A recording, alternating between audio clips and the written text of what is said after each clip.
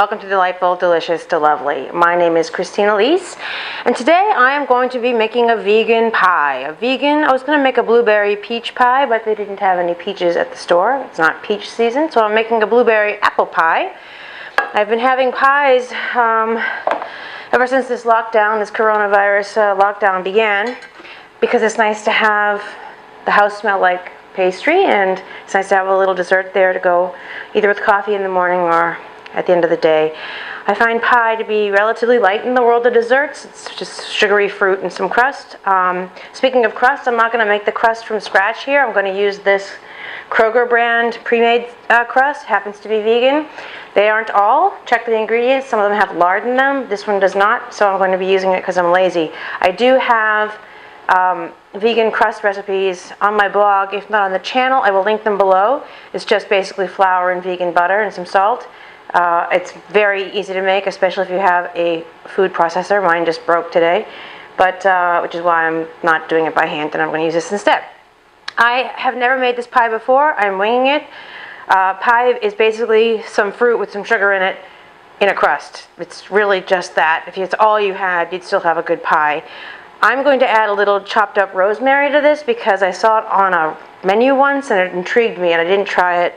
But I know that I've had rosemary in guacamole, which sounds odd, and it's really fucking delicious. I think I have that recipe on the channel. I'm not sure. If I do, I'll link it up here. If I don't have it on the channel, I have it on my blog, and I'll link that below too. Rosemary guacamole is fantastic. So again, I'm winging this. This is going to be a deep dish pie. The most important part of this pie for me is how I'm going to make the top crust. I made a mixed berry and apple pie last week with this sort of rosette crust thing, which is really pretty, and it maximizes how much crust you get with each slice of pie. I like a lot of crust. So I'm winging this. I have never made this I have a deep dish too, so you may not need this much filling if you have a more shallow pie dish. So I'm going to start with, this is 4 cups of frozen blueberries. This may be, again, too much even for my pie pan, but we'll see. So I'm going to add, this is 2 apples. I don't know what kind of, they were kind of a yellowy red apple. They're really, really sweet. I didn't peel them. I just cored them and sliced them up. And I'm putting them in here with the blueberries too. The reason I didn't go straight blueberry and I wanted to put some apple in there was because blueberry, it holds its shape better, I think. With some apple in there, it'll hold its shape a little bit better. Okay. You probably don't even need to heat this. I don't know why I'm heating it. I guess I'm heating it hoping it will dissolve the 1 cup of sugar I'm adding. Woo! It's a lot of sugar.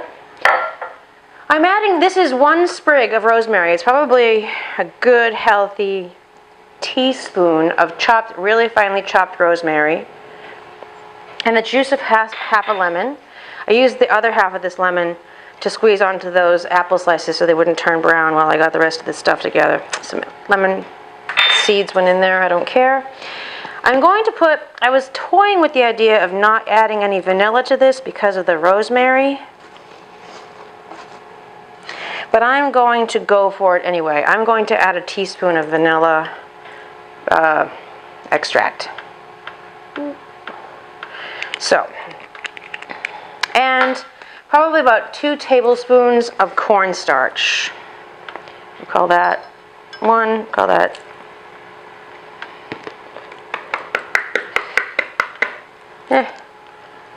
2. That's 2 tablespoons. As you can see, I'm not a big fan of measuring. Oh, I'm a big mess now. Okay. I'm really just stirring this to combine it to get that cornstarch in there. You can use flour, I think, instead of cornstarch. It's really just to help make the fruit filling stick together and congeal together, hold together a little bit better.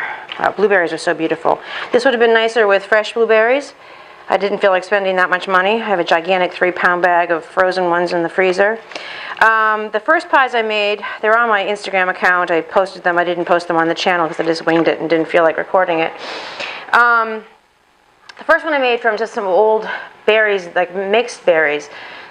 with mango and strawberry and blackberries that I had purchased for making frozen margaritas, and just never got around to it. They're terribly freezer burned, made a beautiful pie. I had some mealy, gross Granny Smith apples recently that, you know, they weren't nice apples anymore. But I found another bag of mixed berries in the freezer, and I added those sliced up green apples to it and had a really beautiful mixed berry and apple pie.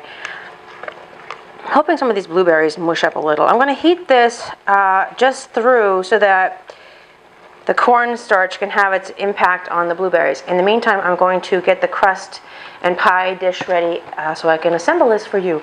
The oven is heating up to 450 right now. Yeah, I'll be back in a minute. Okay, I'm back. So I rolled out one of the pie crusts and put it inside this pie, this deep pie dish. It doesn't have to be particularly pretty because this is going to be sort of a rustic finish on the top. I added an additional, probably a tablespoon of rosemary, chopped rosemary to this, because I couldn't smell any rosemary when I was cooking it, and I want to. I don't want to have added the rosemary and have it not show up, not be part of the profile.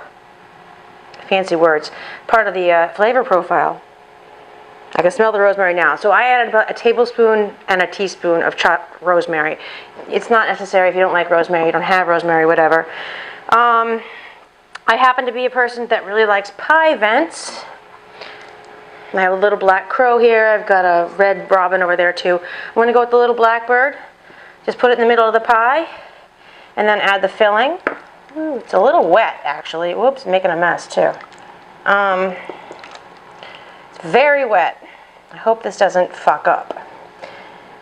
Because maybe I should have left the blueberries frozen or something. I don't know, we'll see. The worst that can happen is it bubbles up over the crust, really, and that will just look pretty, I think. So I made a bit of a mess here, pouring that in. But let me just clean this up real quick. I'll be right back. Here, anyway. All right, so there's the pie, little bird, with the fruit in it. And now for the fun part. So to assemble this, I am going to cut, this is not a science, this crust into strips. Make some effort at twisting it like that, and start with the twisted crust around the base of this little guy. If you don't have a guy, just start with a piece of, twist it and put a little knot in the middle. And then I'm just going to do this until the entire top of the pie is covered. Hopefully I'll have enough. I'm going to actually let you watch me do this. And that way if I fuck up, you'll be in on it.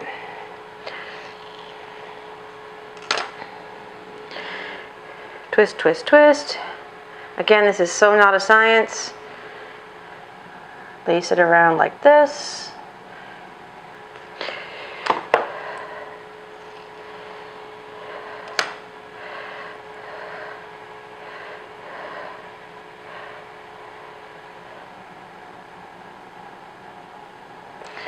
Oops, doesn't look too twisty. Not a problem.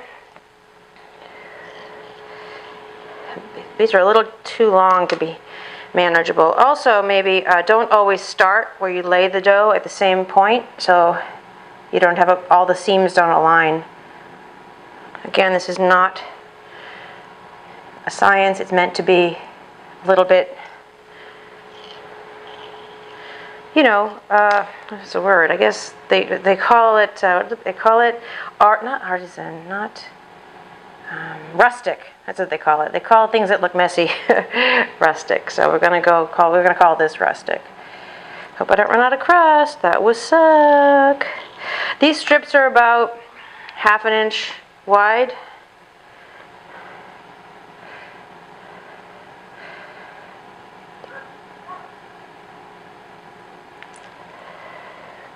Ooh-wee, I hope I have enough. And so basically, once this is done, I'm going to put it in the oven for 15 minutes at 450. And then I'm going to lower the temperature to 350.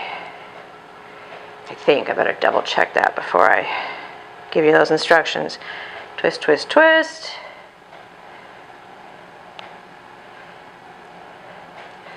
I think I will have enough.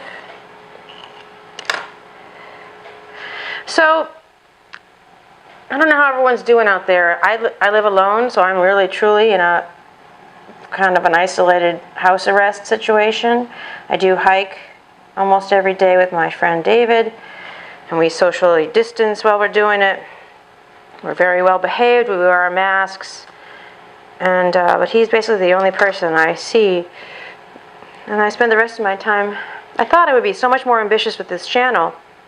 I don't know if you guys are experiencing what I am, which is kind of the less you have to do, the less you find time to do. I used to do all kinds of things. Go to the gym, go to dinner parties, host dinner parties, check my Instagram account 1,000 times a day, do this channel all the time, find time to play a zillion, it's looking pretty good, I'll show you, right? A zillion games of Words with Friends, and there's this other game, Word Space or something it's called. I could play that ad nauseum, and I had time to do all of it, and bathe and read and do all the things you do in life. And now I can't even find time to play Words with Friends, and I have nothing to do. And yet, I mean, it's going to be kind of jarring for people to go back to having to multitask and do many, many things in a day. The idea, like I save going to the supermarket like as a special occasion because there's so little else to do. This is just enough crust. Last time I did it, I had more than enough, and I took the extra little pieces and tucked it in wherever I saw any fruit. That's not going to happen this time. And I fear, it's not at the end of the world or anything, that this is, because this pie is so wet, the blueberries are going to really bubble up all over this crust, and you're not going to see the design as well. All right, so before I tell you anything, let me just be right back. I'm going to check the cooking instructions. Hang on. I'm going to heat this pie in the middle rack there's a baking sheet in there on the middle rack. I'm going to heat this pie after I cover it with some foil at 425 for 15 minutes. Then I'm going to lower the temperature to 350 at 425 for 15 minutes. Then I'm going to lower the temperature to 350 and cook it for like a half an hour, and then I'm going to check it every 10 or 15 minutes until it gets to 45 minutes or a full hour at 350, depending on what the crust looks like. A half an hour, after like 15 minutes at 425 and 15 minutes at 350, I'll take the foil off and see what it looks like and make sure it's not brown too much. Okay, I'm back. It went much faster this time than the last time. I don't know what the difference is. Maybe this was a store-bought crust that had palm oil in it, and my homemade crust was made with earth-balanced butter and flour. So maybe that explains why this crust cooked so much more quickly than the previous pie I made did. The blueberries definitely did bubble over the crust a bit, but that's okay. It isn't as pretty as my last one, but I'll bet it tastes as good. Let me see if it's doesn't really smell. It does smell like rosemary. Wow, it sounds like I made this pie with focaccia and pie. I'll be curious to taste it. Can't taste it yet because it's red fucking hot. So yeah, I have to amend my cooking instructions. I might actually change it from the 425 for 15 minutes and 350 for 15 minutes, which is all this got. It only got a half hour total in the oven. And I covered it with foil after the first 15 minutes. I think this might be I don't know what to say. This particular pie made this particular way took a half an hour. That seems too short to me. I'll see when I cut into the bottom of it if the bottom crust is done or what, but I'm not going to be able to touch this till tomorrow when it's cooled off significantly. And I can cut into it and photograph it. But the homemade crust did very well with the 15 minutes at 425 and a good 50 minutes at 350. So I don't know. My only explanation for this is that the crust ingredients had it cooked differently. This is how I work. I wing everything, and so most of the recipes I present to you guys on this channel, I've tried at least once, if not a bunch of times, before I present them. It's kind of fun though to go rogue and try and make one right in front of you, and that's what this one is. So. I'm making pies all the fucking time these days, so the next time I make a blueberry pie, I will make it with homemade crust again and see if that's what the difference is as far as timing goes. You don't have to use rosemary in your pie. You don't have to use apples. You could just use apples instead of, pie is just really, like I said, sugar and fruit and a crust.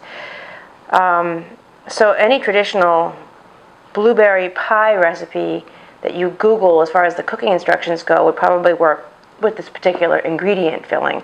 It's the ribboning crust on the top that changes how it's cooked, I think, because so much more crust is exposed and it's thinner pieces, and not all of it is in contact with the moisture of the fruit. At any rate, I'm certain it will taste wonderful, and so there. There's always a written version of my recipes on my blog. They're always linked in the notes below. I will do that for this too, and make any commentary I have to make about what it tastes like, or what it looked like when I cut into it. My next two recipes, I already have the stuff to make it, so I'm pretty sure in the next couple of days I'm going to present an artisan bread. My friend Andrea in Little Rock, Arkansas, made a really great bread. She makes this giant amount of dough, and then she only cooks it. You can keep it in the fridge for days, and you take off little hunks of it and bake it. There's a trick to making the crust really crispy that I'll share with you too, but the good thing is you don't have to have all the bread cooked and then have it just be like 2 and 3 days old bread. You can make it in smaller batches. The dough's already made. You can make it in smaller batches and have fresh bread every time you make it. And I'm going to make a vegan mushroom pate that I will put in. It'll be served in a little squat mason jar like this. I made it for Thanksgiving. I don't know, I don't know, to a party somewhere late last year when we were still allowed to go to parties, and I brought it, and it was pretty tasty. So you don't need to have a jar like this to make it, but it'll work in Tupperware. But I'm going to make a mushroom pate with rosemary. Last time I made it with thyme. I don't have any thyme. I have lots of rosemary. So I'll be making mushroom pate and bread. And hold on one second. Recently I bought some boxed falafel mix that you just add water to, and then you fry it and make little falafels. And it was exceptionally good. Then you take a little vegan yogurt and some tahini, like 1 part tahini to 3 parts yogurt. Mix that, maybe put a little minced garlic in there, some salt and pepper. That's a great sauce on top of the falafel. But I made the little pickled radishes because I needed the sharp. I missed the sharp, so I made these too. So this is... I'll put this on the channel eventually too, these pickled turnips, pickled turnips that go very well with falafel and other Greek, Mediterranean type dishes. All right, so that's that. Sorry, I'm a rambling fucking fool. Stay safe out there. I know people in certain states are starting to protest being on lockdown. They are probably educated and smart people, but the ignorance is astounding. If you look at, it's not taking your rights away, unless what you want is the right to infect hospital workers with your cooties when you get sick. I don't think you necessarily have that right to defend, because that's who will end up getting hurt. You think, oh, fuck it, go out there in a car, go protest, be in a train, be in a mall. But if they get sick and they go to the hospital, they could kill, their sickness could infect somebody who's there as on the front line, and that's fucked up. And if you look, and it's not some conspiracy, it's not some fucking Democratic hoax, it's not some man-made virus to control the population. If you look at countries and cities where they very early put shelter in place, stay-at-home orders. For example, if you compare the effect of this disease, COVID, on Ireland and England, Ireland acted fast, canceled St. Patrick's Day, and England was like, fuck it, we don't care, we're going to just do what we want to do, and the death toll is like 450 people as of this week in Ireland and 10,000 in England. And Sweden, if you look at the European chart, Sweden didn't do anything either, and their neighboring countries did, and their little spikes are all coming back down, and Sweden's like on the same fucking upright trajectory that we are here nationally. But regionally, we aren't all on the same curve. New York had it tough. LA did not. Gavin Newsom was the first governor, I think, to put the stay-at-home order in place, and Californians, Los Angeles people in particular, were very well behaved for the most part. And our spike, we don't have nearly the death rate that New York has. I wish New York very, very well. I only point out that they have a higher toll there. They have a much more concentrated population, but that's because they acted later. It just contributed to the problem. And so these states that think, I mean, I can't. If you open up South Dakota, I can't stop some fucker from South Dakota from getting on a plane and walking around here and touching something in my supermarket or at my gas station that I didn't touch. And you can only protect yourself so much. You don't really realize how many things you touch in the course of a day. I go to the store and I have my keys and my phone and my credit cards, and I touch all that after I've touched everything in the store. And then what do? I think I've wiped down my phone and my car. My car keys have a bazillion nooks and crannies. I can't get it if there's anything on them. I can't get it all off necessarily. I can try, but I'm just with hand gel on my phone, and it still doesn't mean it's not foolproof, is my point. So, I mean, a germ is microscopic, so it can get into you in myriad ways.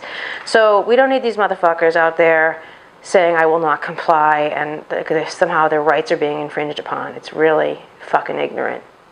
So that's it for my soapbox today. Stay safe. And stay safe, if not for yourself, for everybody fucking else. You might think, oh, life's not worth living if I can't, whatever. Well, we don't agree with you necessarily. We'd like to live, so don't you fucking spread your cooties and kill the rest of us, motherfucker. All right, that's it. Okay.